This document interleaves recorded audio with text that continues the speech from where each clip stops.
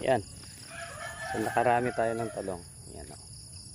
8 pieces tayo. So since kami lang ni Miss Butne is for breakfast, prito lang, okay na.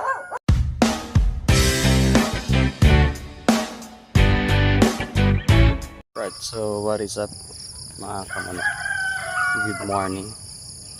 Napaaga tayo nagising, sa harvest muna tayo ng ating mga talong. So, tapos tayong magpakain ng ating mga manok. So dito muna tayo. Medyo marami-rami tayong harvest today. Alright.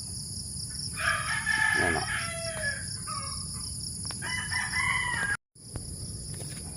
Okay. One.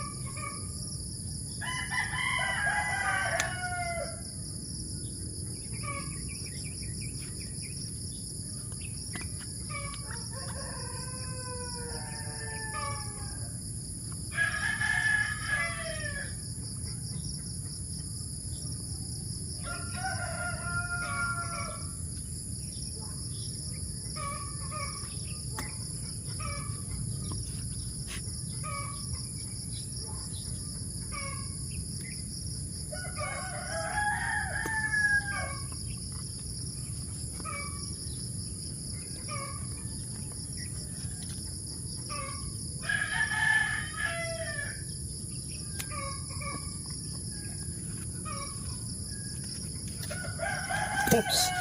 Alright. So, yan. Meron tayong, how many? 2, 4.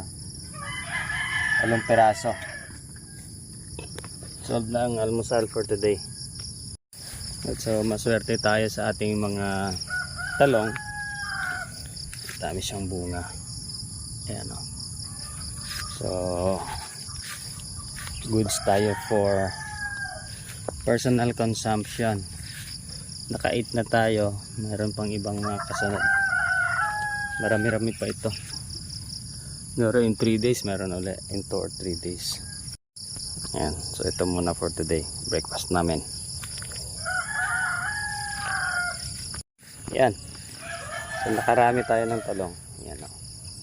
8 pieces tayo. So since kami lang ni Miss Butne is for breakfast, prito lang, okay na.